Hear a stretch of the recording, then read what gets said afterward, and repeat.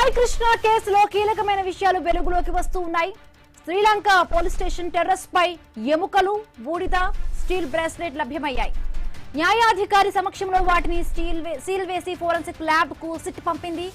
ఎముకలు, బూడిద సాయి కృష్ణవా కాదా అనే కోణంలో దర్యాప్తు కొనసాగుతోంది.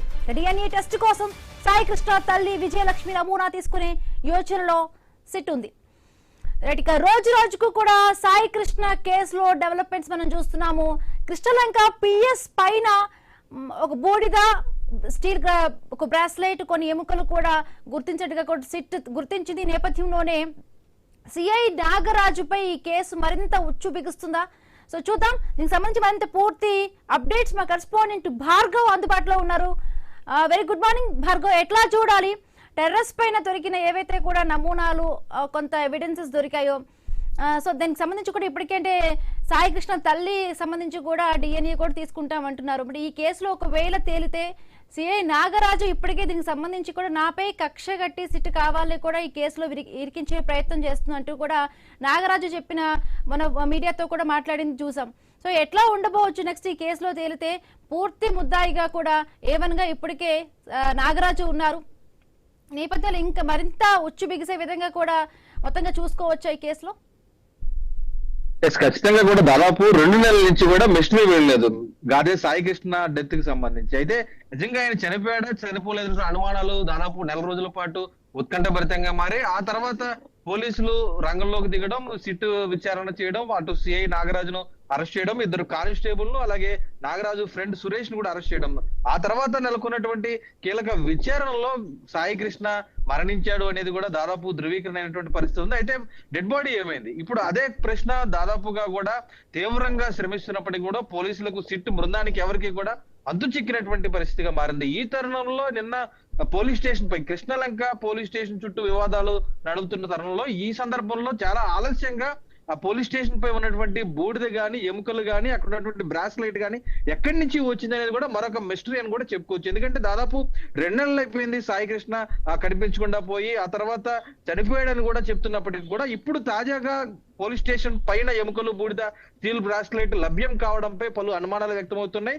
నిజంగా ఇక్కడే దహనం చేశారా లేదంటే మరో చోట దహనం చేసిన దాన్ని ఈ కేసును ఏ విధంగా అయినా సరే ముగించాలనే కోణంలో అవి తీసుకొచ్చి ఇక్కడ పడవేశారనేటువంటి అనుమానాలు కూడా ఖచ్చితంగా వినిపిస్తున్నాయి. అయితే దీనికి సంబంధించి ఇప్పటికే ఫోరెన్సిక్ నిపుణులు FSL ల్యాబ్ కు కూడా దీన్ని పంపించడం జరిగింది.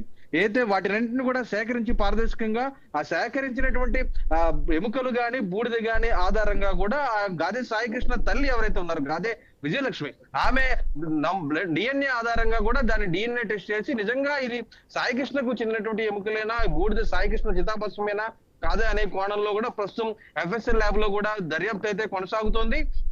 ఈ దర్యాప్తు తేలితే గానీ నిజంగా ఇది సాయి కృష్ణకు చెందినటువంటి ఎముకలా కాదా అనేది కూడా నిర్ధారణ అయ్యేటువంటి పరిస్థితి లేదు. అయితే ఈ తరుణంలోనే నాగరాజు కూడా దీని మీద స్పందిస్తూ కూడా కీలకమైనటువంటి వ్యాఖ్యలు చేయడం కూడా మనం చూసుకోవచ్చు. నాగరాజు ఈ ఘటనపై స్పందిస్తూ తన న్యాయవాదితో కానీ ఆయన నేరుగా రాయడం కానీ దానికి సంబంధించి కూడా ఆయన పలు కీలక వ్యాఖ్యలు చేశారు. ఒక గాదే సాయి కృష్ణను తీసుకువచ్చి పోలీస్ స్టేషన్ పైన, బిల్డింగ్ పైన తగలబెట్టడం, దహనం చేయడం అనేది కూడా అసలు సాధ్యమయ్యే పనైనా? పోలీస్ స్టేషన్ పైన ఇటువంటి ఘటన జరుగుతుందా? ఖచ్చితంగా కావాలనే తనను ఇరికించేందుకు ఇటువంటి ప్రయత్నాలు చేస్తున్నారు. తాను డ్యూటీలో లేని సందర్భంలో, ఏదైతే అజ్ఞాతంలోకి వెళ్ళినప్పుడు గానీ, ఆ తర్వాత జైలుకి పంపించినప్పుడు గానీ, ఈ సందర్భంలో ఎవరైనా తీసుకొచ్చి దాన్ని ఆ పోలీస్ స్టేషన్ పైన ఉంచి ఉంటారు అనేటువంటి అనుమానాలు కూడా ఈ రోజు నాగరాజ్ అనేది కూడా తీవ్రమైనటువంటి అనుమానాస్పద వ్యాఖ్యలు చేస్తూ కావాలనే తనను ఇరికించి తన జీవితాన్ని నాశనం చేయడానికి కొందరు ప్రయత్నిస్తున్నారంటూ కూడా ఈ రోజు నాగరాజు చేసినటువంటి వ్యాఖ్యలు సైతం అటు పోలీస్ శాఖ చేస్తున్న దర్యాప్తు ఏదైతే ఉందో సిట్టు దర్యాప్తు పైన కూడా పడిందని కూడా చెప్పుకోవచ్చు. మొదటి నుంచి కూడా అంటే సిఐ నాగరాజు వ్యవహారానికి మనం ఒకసారి అబ్జర్వ్ చేస్తే ఒక సిఐ నాగరాజే ఇంత పెద్ద డెసిషన్ తీసుకోగలుగుతాడా అనేది ఒక క్వశ్చన్ ఉంది. దీని వెనక ఎవరో ఉన్నారు అనే కూడా అనుమానాలు వ్యక్తం చేస్తూ కూడా అటు ప్రతిపక్షాలు అయితేనేమి, చూస్తున్న ప్రజలకు కూడా కొంత అనుమానాలు కలుగుతూ ఉన్నాయి. ఇప్పుడు ఉన్నట్టుండి అంటే ఈ కేసు నడుస్తుంది, సీరియస్ పీక్ టైంలో దీంట్లో NHRC ఇన్వాల్వ్ అయ్యింది, సిట్ దర్యాప్తు చేస్తుంది, సిబిఐకి కూడా అప్పగించాలంటూ కొంత డిమాండ్స్ పెరుగుతున్న నేపథ్యంలో ఒక్కసారిగా కూడా పోలీస్ స్టేషన్ పైన దొరకడం అంటే మొత్తంగా కూడా ఈ కేసును ఒక్క సిఐ నాగరాజునే బాధ్యుడిని చేస్తూ ఉండే విధంగా కూడా ఈ కేసు పైన మోపే విధంగా కూడా ఈ కేసును తీసుకెళ్తున్నారేమో ఒక అనుమానం ఉంది.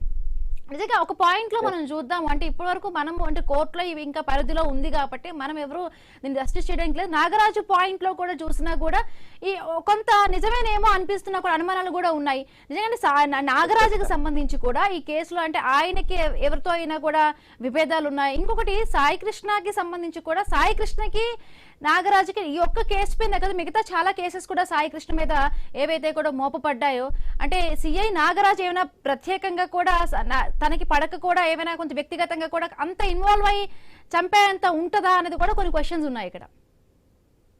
ఖచ్చితంగా, ఎందుకంటే అటు సిఐ నాగరాజు పదే పదే చెప్తున్నారు ఇందులో మరణానికి సంబంధించి, సాయికృష్ణ మరణానికి సంబంధించి తనకు ఎలాంటి ఇన్వాల్వ్మెంట్ లేదు, తనను కావాలని ఇరికిస్తున్నటువంటి ఆ ఆవేదన అయితే నాగరాజు వినిపిస్తున్నట్టు పరిస్థితి. దీని వెనుక అటు టాస్క్ ఫోర్స్ విచారణ చేసిన సందర్భంలో ఏదైతే ఆ మార్కాపురం నుంచి నాగరాజు ఎవరైతే సాయికృష్ణ ఉన్నాడో సాయికృష్ణ తీసుకొచ్చిన సందర్భంలో గానీ, ఆ తర్వాత ప్రైవేట్ ప్లేస్ లో విచారణ చేసిన సందర్భంలో గానీ, ఆ తర్వాత పోలీస్ స్టేషన్ తీసుకొచ్చిన సందర్భంలో కానీ కేవలం విచారణలో సిఐ నాగరాజు మాత్రమే పాల్గొనలేదు. అటు టాస్క్ ఫోర్స్ అధికారులు కానీ ఉన్నత శాఖ అధికారులు కూడా పాల్గొన్నారు అనేది కూడా స్పష్టంగా ఈ రోజు నాగరాజు చేసిన వ్యాఖ్యలతో కూడా మనం అర్థం చేసుకోవచ్చు. ఎందుకంటే ఒక స్టేషన్ లో కేవలం ఒక సీఏ కాదు, ఇంకా ఎంతో మంది హోంగార్డులు గానీ ఎస్ఐలు గానీ ఉన్నారు.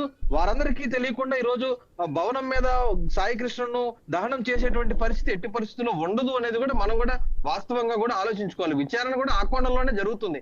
అయితే ఈ సందర్భంలో స్వయంగా ఒక్కసారిగా కూడా అంటే దాదాపు 2 నెలలు గడిచింది, ఈలోగా భారీ వర్షాలు వచ్చాయి. ఒకవేళ నిజంగా అక్కడ బూడిద ఉంటే, చితావస్తు ఉంటే ఆ వర్షానికి కూడా వెళ్ళిపోయేటువంటి పరిస్థితి ఉంది. ఎముకలు బ్రాస్లెట్ అనేవి లభ్యమైనప్పటికీ కూడా బూడిద ఏ విధంగా లభ్యమైంది తాజాగా అనేది కూడా పలు అనుమానాలకైతే తావిస్తుంది. అయితే దీనికి సంబంధించి అటు విచారణ కొనసాగుతున్న సందర్భంలో మనం చూడాల్సినటువంటి అంశాలన్నీ కూడా సిట్టు విచారణ కూడా ఈ రోజు అదే కోణంలో విచారణ చేస్తుంది. సిట్టు కూడా దీని మీద ముమ్మరంగా దర్యాప్తు వివరాలు బయటపెట్టాల్సిన పరిస్థితి కూడా ఉంది.